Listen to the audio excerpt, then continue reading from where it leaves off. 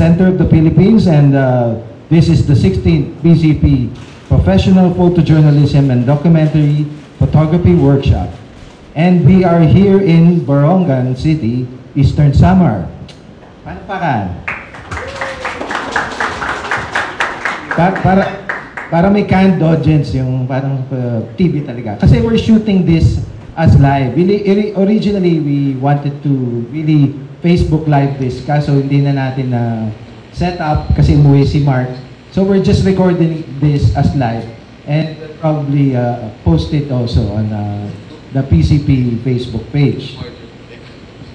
Okay, over the years since we started in 1997, and we started the workshop in 1998, we've done this almost every other year until 2011. We've done it every year except for the pandemic. So after the pandemic, we did the 14th, and last year was the 15th in Lawag, and this is the 16th workshop. So over the years, we have developed and expanded the subjects incorporated in the program. Last year, we added the panel. Kasi, because we felt that, okay, after teaching them all the requisites of being a photojournalist, then what now? So that's one of the developments dun sa workshop. We added the panel to be able to give you, through this panel discussion, we hope to be able to give you a survey of what's out there, what can be your prospects, what's the feasibility after you take this course. And for today, the composition of our panel is mostly yung freelance journalists, like some of you, and those using mobile journalism. Kaya it was very timely that Eli presented yung mobile journalism work niya, and also yung kay Alren work nila sa ST News. So, I'd like to briefly introduce the three panelists. Si Eli Sepe is a freelance photographer, photojournalist. He submits works international publications and non-government organizations, as you saw in his reel. And Alren naman is, of course, part of ESTE, as you saw in the presentation, and also a workshopper ng 2019 in Manila. And we've been also relying on Alren for national news. Of course, pag may disaster dito, he contributes to wire agencies, AFP, AP, lahat ba? EPA and Reuters. And also, even to us, yung ABS-CBN News. So, after the workshop, he has expanded his works, yung publications where he contributes to, and also yung addition of the ESTE nga. And Vic Quintanar naman is, we added a veteran in the panel. Kasi si Vic, kilala ko pa to nung I was still with AP in the 1990s. I started with AP as a photographer. So one of our stringers is Vic Quintanar, and I've known him since then. And after stringing also for wire agencies, mainly AP nun, dahil uso nun dapat isa lang eh. Pero ngayon, pwede ka na magbigay sa ibang wire agencies when you're freelancing. He also worked briefly for Cebu Daily News and Philippine Star. Philippine Sun Star. Sorry, iba yung Philippine Sun Star. Yun ang Cebu talaga. Philippine Star sa Maynila lang yun. Yun. So, I'll ask them to introduce themselves more, tell all of you more about themselves para hindi ako magkikwento tungkol sa kanila.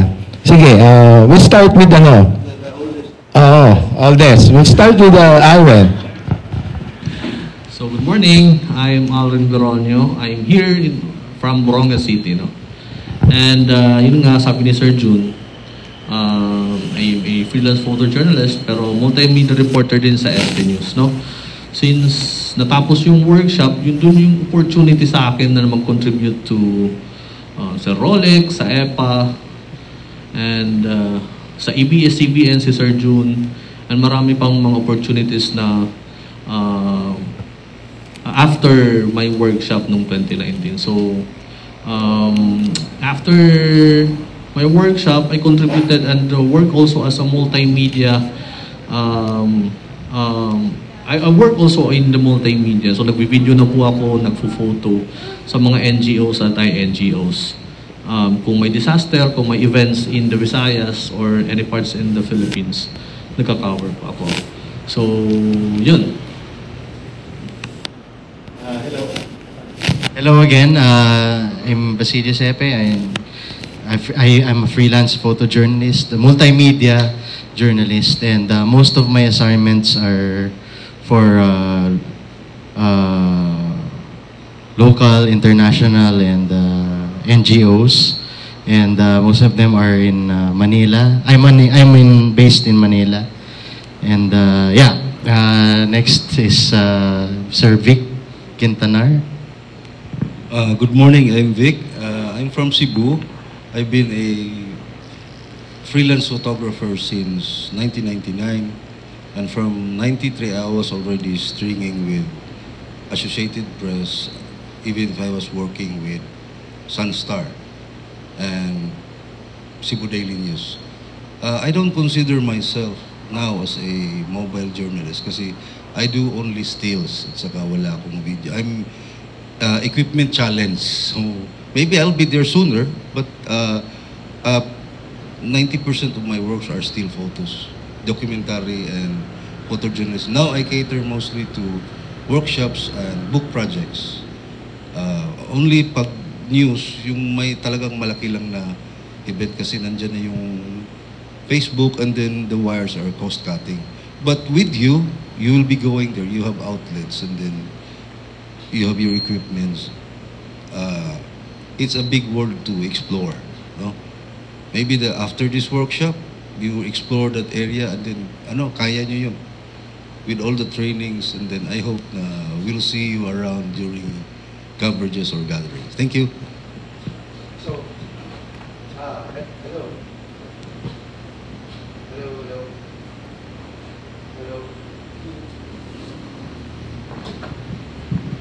So that's a good point from Vic. There's a big world to explore out there. So first question tayo to all of you. How is working independently difficult or easier than being employed regularly by an office? Basically, what's the pros and cons? So, yung status ko sa SN News, we're just talents, no? We're not employed. Talent lang po kami, hindi kami binabayaran for daily, no? We contribute, we are paid, no? So, basically, may isa na po kong source of income. Pero nga, mas malaki po pag nag-freelance po tayo, no? Pero nga, ang freelancing, hindi naman to daily or weekly, monthly meron tayo. Mas maganda na may isa sa isang buwan. Sa isang buwan, may photo video production for wire agency or syempre disaster in Eastern Summer #1 kung kina-cover yan, no? So yung pros and cons lang dito is #1, wala tayong what we call this one, yung mainly na monthly na goal natin sa income, no? And of course, 2 is lahat na lang natin papasukin because of sa mga trabaho natin in multimedia, photo, and video.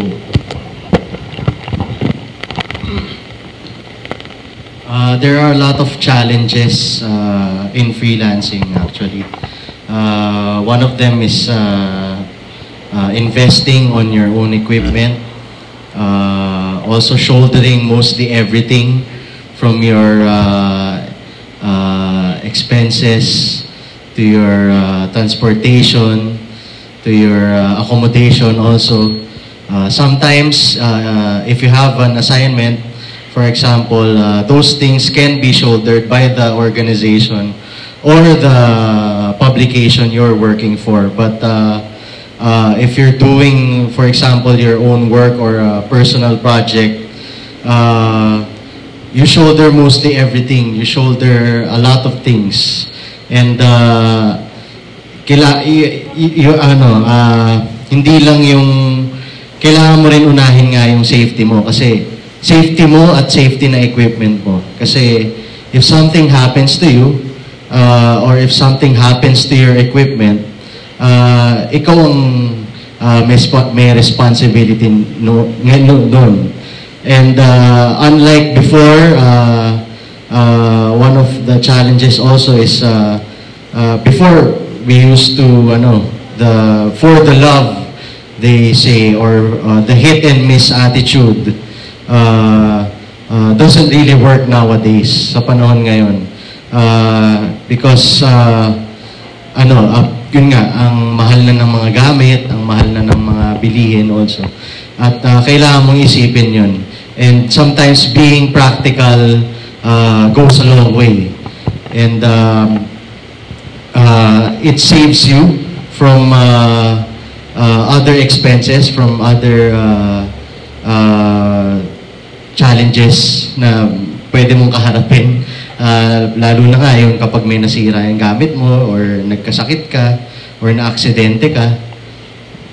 Ayun. Vic?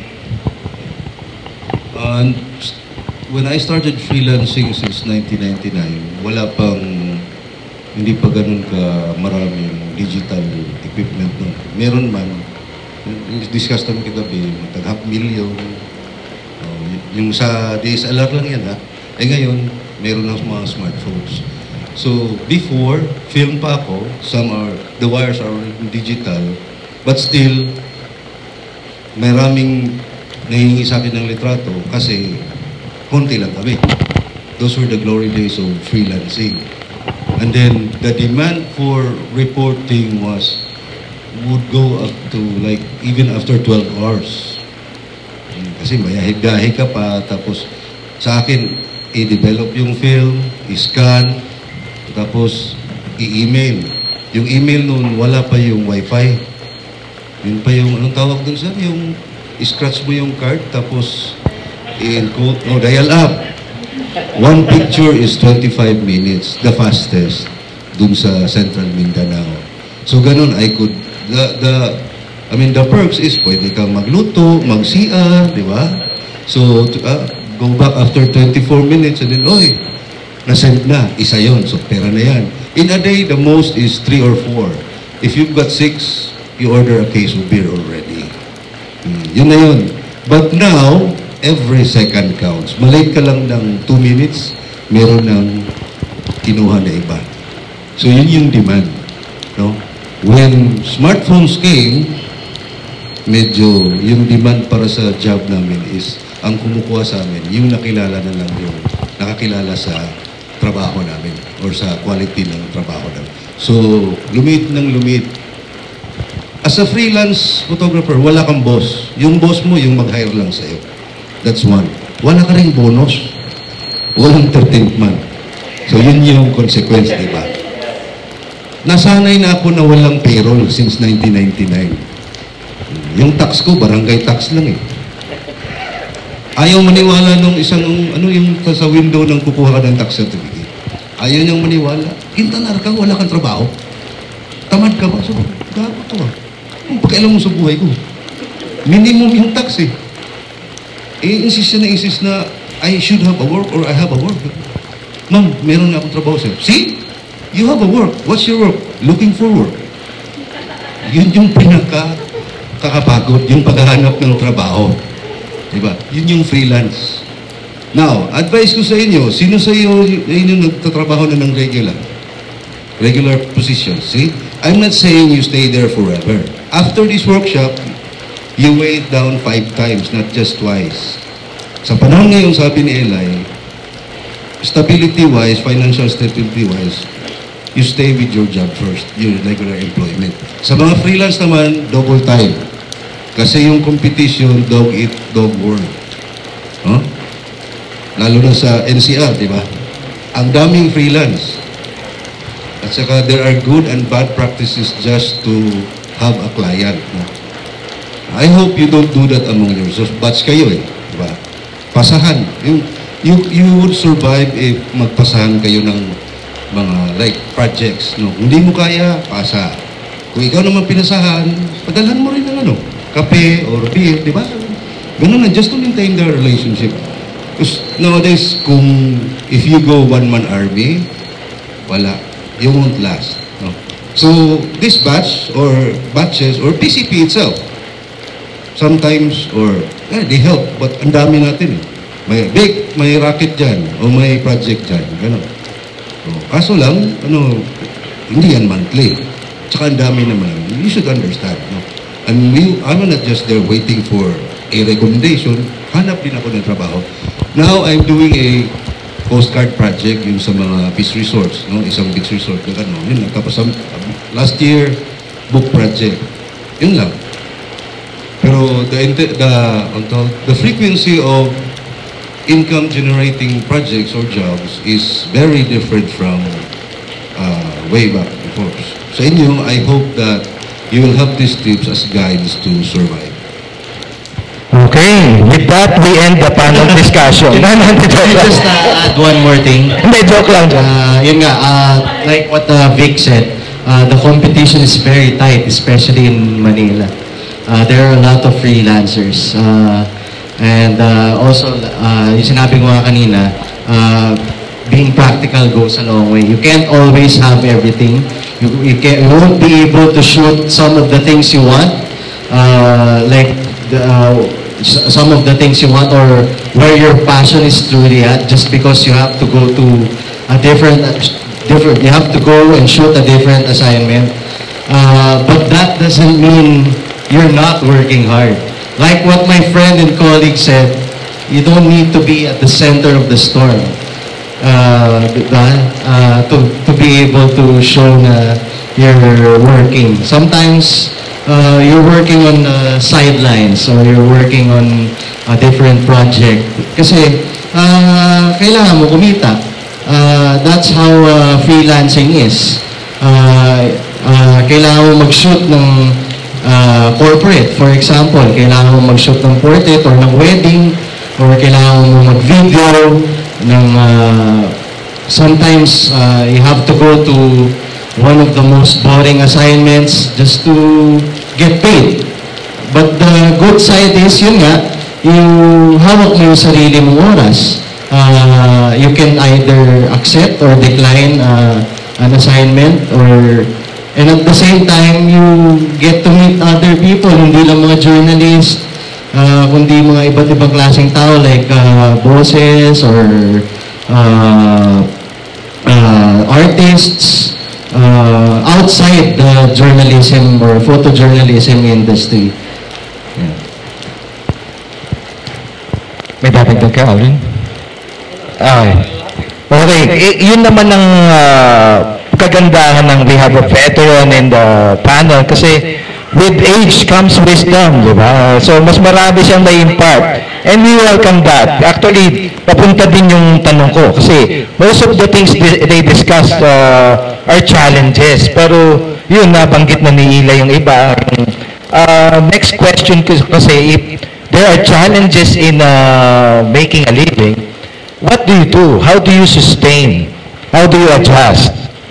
Kung may, irregular yung income, kumbaga, tips. What do you do para, masustain mo? Kasi kailangan may kita pa rin, di ba? Sa NCR at sa region, medyo may pagkakaiba eh. Sa NCR, malaki yung kompetensya, unlike dito sa region, no? So, basically, kung may disaster, sino yung tatawagan dito?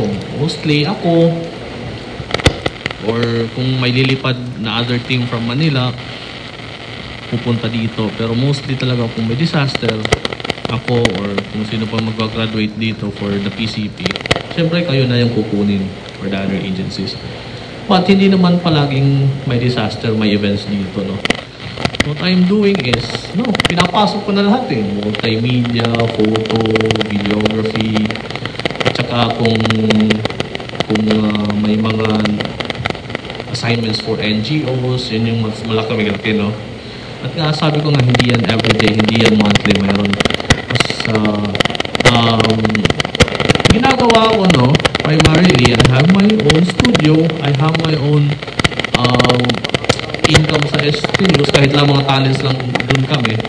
And yun nga, may access ako sa iba't ibang offices like the provincial government and lahat ng mga LGUs, no? Tinatap nila ako for corporate events, no? Hindi naman lang news yung kina-cover natin, no? So if ever may mga events in the government, pinapasok na natin yan, no? Of course, at least isang buwan meron tayong project na makakasustain sa atin. And the thing is, sabi nga ni Eli, hawak natin yung oras natin, no? Pero nga, may mga oras sa atin na walang-wala talaga, no? So, may mga oras na hindi tayo makakapagbayad on time, no? Because walang project, walang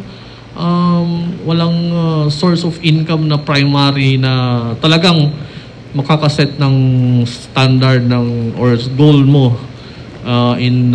sa mga bayarin natin. Pero the thing is, we are thriving, no? May mga panahon tayong kailangan talagang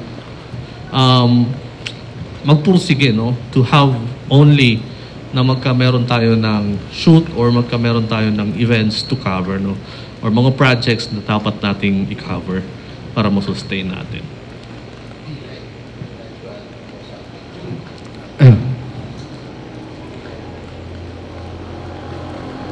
If you have, yun nga, hawak mo yung sarili mong oras. If you have time or if you don't have any project or an assignment, that's the time you can practice or you can do your own story. For example, you can pursue other things, not just in photography but in other professions. Ako nga, sometimes I feel sorry to myself kasi minsan isip ko sana magaling akong mag-business, for the past months I've been practicing on how to cook.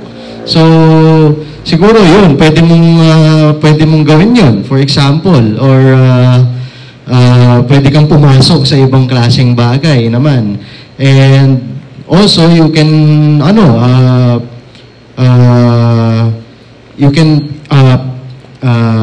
pwede mo ring ayusin yung portfolio mo if you have time. Diba? If you have your own website or if you have if you're applying for a regular job, then that's the time to gather your photos or your portfolio, and you can pwede mong gawin yun sa spare time mo na para eventually kapag may mag-hire sa'yo or kapag may nakita kang opening, then you have something already prepared.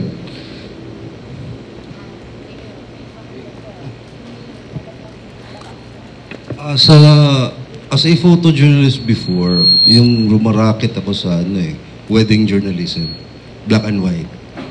Although few lang clients, mostly yung clients yung mga, kasi Philippines is divided into classes, class A, B, C, although it's discriminating, but mostly my clients is class A and B, no? Yung mga oriented or patron of the arts. No? Hindi na magkano, wala nang tanong yan. Pero nung medyo humina, yung in-offer ko yung black and white sa mga probinsya, tinatanong ng mga parents, ba't ang mahal yan? Dami sa Kabanyamen So, dami daw silang black and white, ba't ang mahal? So, mostly yung sa arts, hindi pa tayo conscious nun. So, medyo umina doon. Now, during the pandemic, talagang walang trabaho. Umabot ako sa yung tinawag ko na I do portraits. Sabi ko, pwede, basta available light lang. Available light to. Pagdating ko doon, portrait ng mga manok, pang sabong. Sabi ko lang, ang hirap nun. Buti pa yung tao kasi, sabi mo, okay, ganito. Yung manok, so ang liit ng bayad, you have to really dive down para lang magkapera ka. So, yun. From a photojournalist, tapos nag-ano ka ng mga manok na pang sabong, portrait, for 2 days, for 6,000. No? Pero manok yung presyo Sabi ko, okay ito, kahit isang linggo, basta marami lang. Hindi, pinapatayo dong manok, ginugroom yun, tapos gagalaw, hintay ka naman.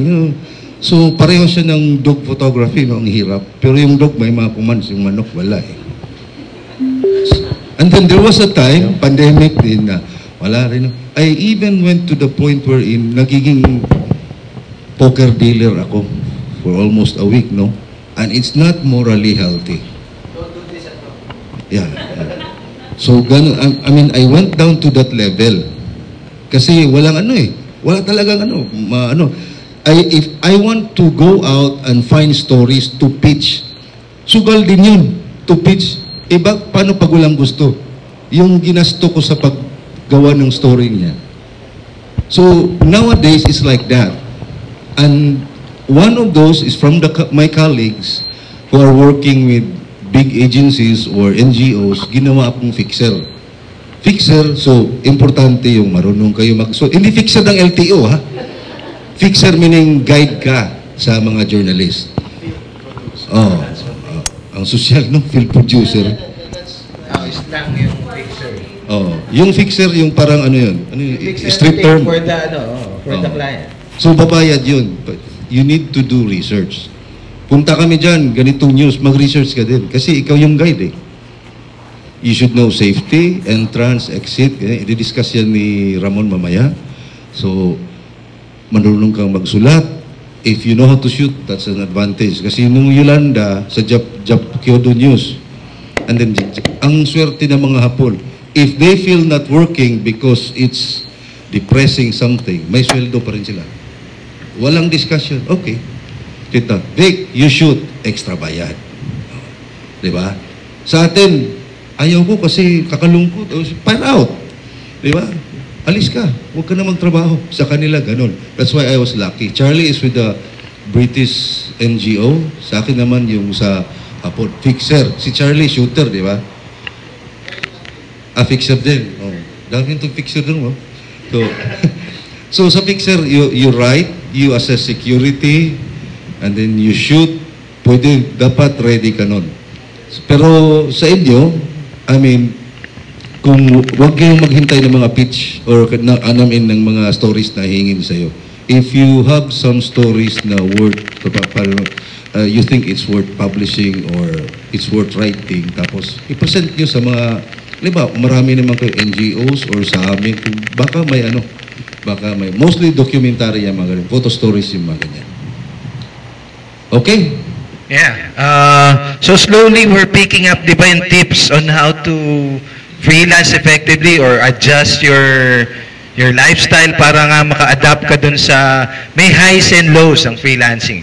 And it's not, we're not saying you go freelance. Sabi nga ni Aaron, di ba? If there's a steady work, why not? That's good.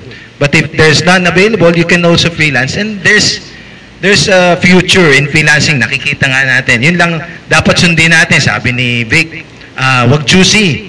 Pwede tayo mag-shoot ng manok, pwede tayo mag-shoot ng tao. Tapos yung sabi rin ni Hila, or ni Alren, use your time wisely.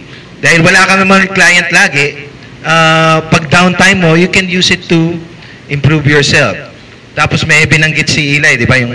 Sorry nagdadagdag na rin akong tips kasi papunta na rin ako sa freelancer eh.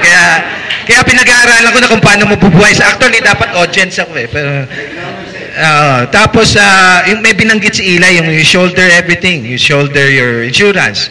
You shoulder your healthcare. So, when the opportunity comes na may big client kayo, lagay niyo yung regular rate nyo. Halimbawa, 10,000 a day.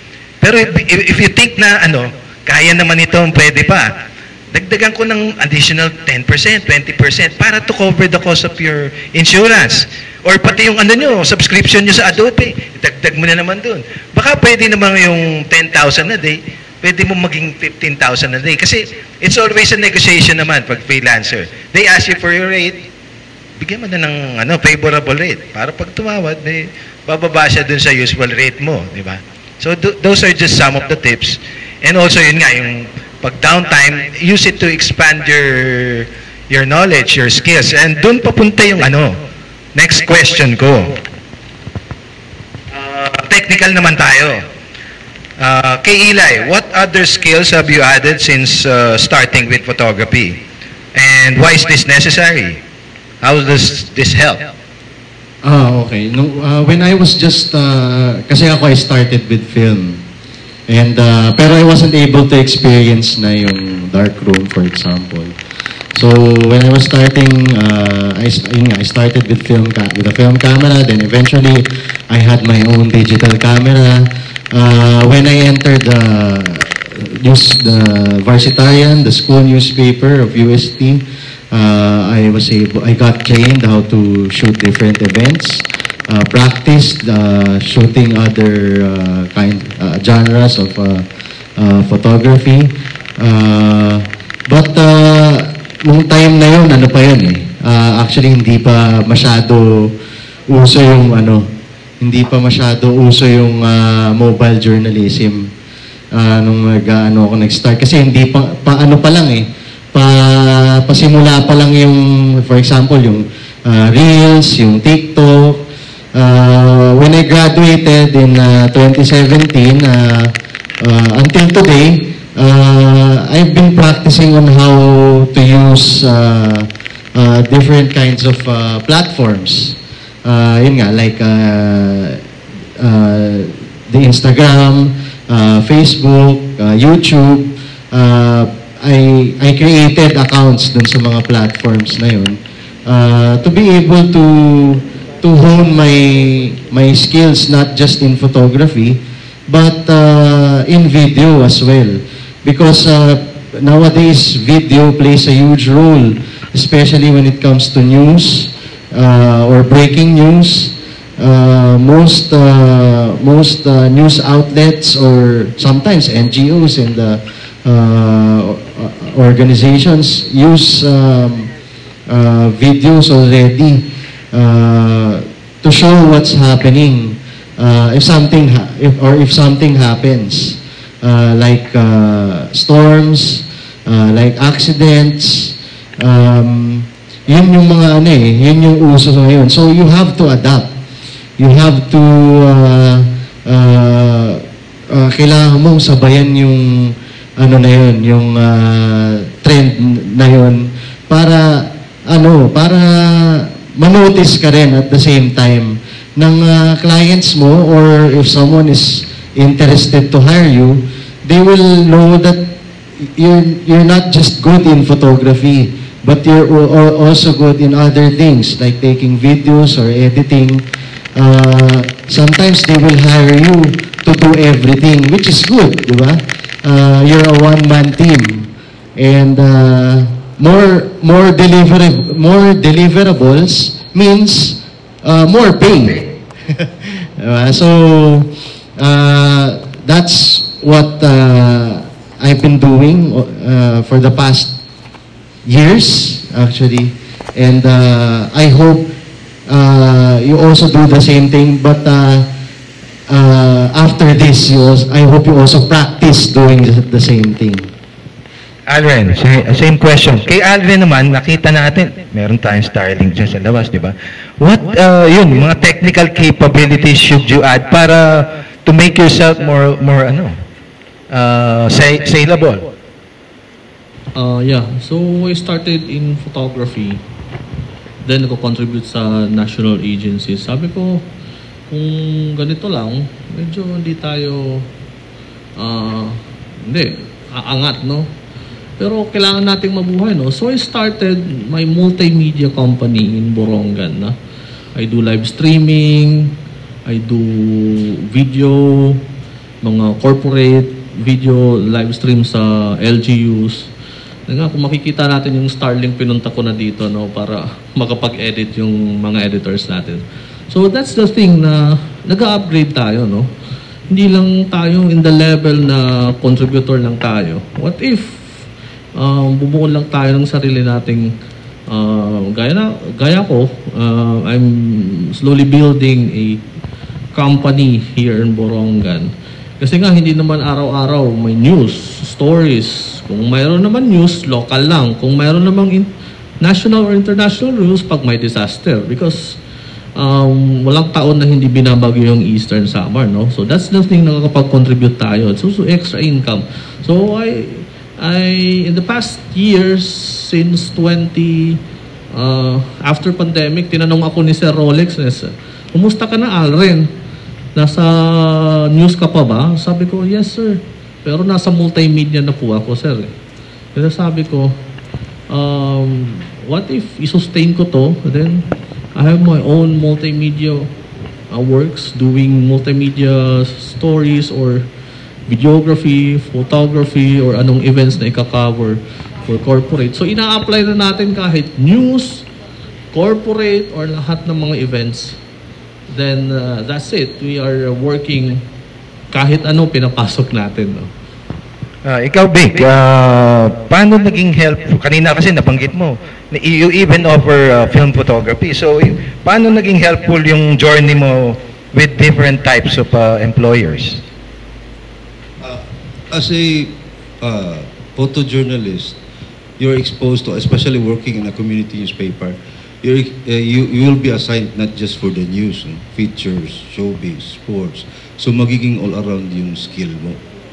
Just like sa inyo, yung iba dito, mandami ng malalaman ng sa mga different kinds of photography, sa mga genres. So, yun, yung sa wedding, mostly, yung sa film days, ang daming ng photographer for the wedding. So, common na yung colored, yung mga posing-posing ganyan. So, sa akin naman, as a photojournalist, ginamit ko yung ginamit ko yung skill ko, especially candid shots, no? So, I don't do pre-nops kasi posing eh. Hindi ako marunong mag-direct.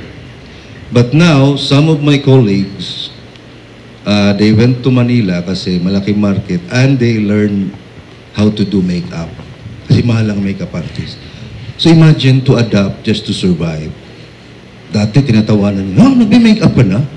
Sunod yan, parlor. Pero ngayon, it's a required skill na marunong kang mag-makeup. So I have a friend who is doing good in Malate for corporate events and portraits and all, but he is a certified makeup artist. No? Isa yun. Pero I didn't went to that. Now, yung sinabi ni Alren, I'm very happy that na nag-improve siya or he find ways to earn a living. Ako, I'm the opposite. I'm stuck, no? Because of all the challenges. Now, kayo, mga bago pa, you have that opportunity. So don't just stick to one genre or one style. Like, yung kay Eli na Mojo, gamit na gamit yun sa inyo. Sa mga NGOs, you stay there and then for a while. And then, yung skill nyo ma-improve. And then maybe some bigger offices would recognize you and maybe it's another opportunity. So, be, anong tawag dyan? Versatile. No? Especially with today's technology. Okay. A few last questions, tas we'll ask the audience din, kung meron kayong tanong. May time pa naman tayo, 15 minutes. The media industry today is very challenged, you know. What do you think will the future of media institutions be? And with that knowledge, how does this affect you? Freelance like you, how do you adjust to that reality? Nawawala yung dati nating outlets na big media institutions. What do you think about that and how do you adjust to that reality? Yeah, I've been doing a lot of news ever since, and right now the news industry or news outlets are what do you call this, down, what do you call that, down, yeah, or something like that. Downscaling. Downscaling, yeah. And kumunti na lang yung maliit na lang usually yung compared before, malaki yung syempre yung binabayad nila for freelancers. Then you have no other choice actually but to step up your game, which is why you have to adapt, di ba? And adapting Sabi ko kanina, this is the beginning of your life where you will face a lot of challenges and failures. There will be a lot of failures, I tell you. Not just in photojournalism, but in other aspects of in life, di ba? So be ready to face it. Be ready to face it. And actually, I want to say a quote from one of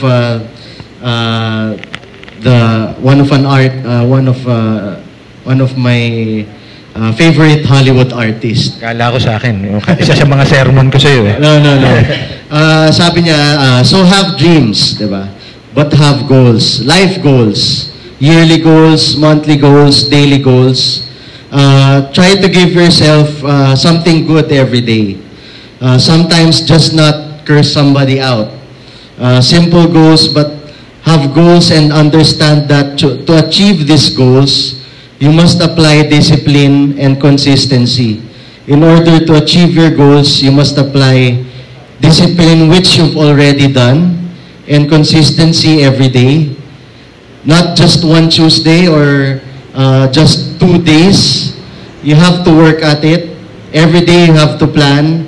Every day you heard the saying na we don't plan to fail. We fail to plan.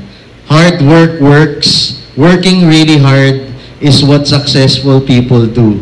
So, you have to go outside the box. Don't be afraid to go outside the box. If you after this, if you don't want to pursue photojournalism, I'm not encouraging you discouraging you to continue or to pursue photojournalism. What I'm saying is, if you're planning to go outside, diba, the industry, then that's good too. That's actually better now sa panahon ngayon. So, if you have other choices or you have other plans in your life, make sure you have goals pa rin at the same time every day. Allen, would you like to add something there? Since 2017, I am contributing for ABS-CBN, kung anong yung mga sinesend ko sa kanila pinapublish. And nafe-feel ko lately, kahit nga mga regional reports, di na lang napapublish because of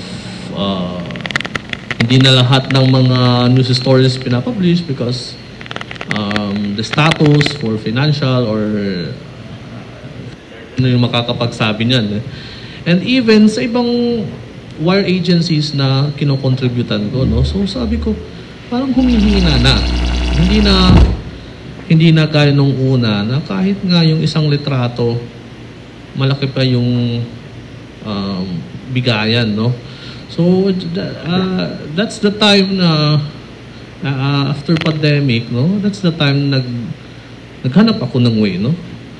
So, kung wala pang ganito in Eastern Summer, then uunahan ko na, no? Because this is in line with my field. Magagamit ko to in journalism, magagamit ko in multimedia field, and magagamit ko din para sa pandagdag sa aking gastusin, no? So, that's it. So, yun nga man, not only pursue other things other than photojournalism, but even yung photojournalism, it can be applied to other things, di ba? Yung ginagawa naman ni Allen is still part of photojournalism. Yun nga, we need to be flexible para ma-expand mo yung ano mo. Having said that, ang next tanong ko and final, para makapagtanong rin kayo, what more are you looking at learning? Ano yung gusto nyong, yun nga, sabi natin, kailangan looking at the future. May 1 or 2 items ka bang gustong gawin? Alren, Eli, and Vic? Ano pa yung nandun sa out there, sa blue sky?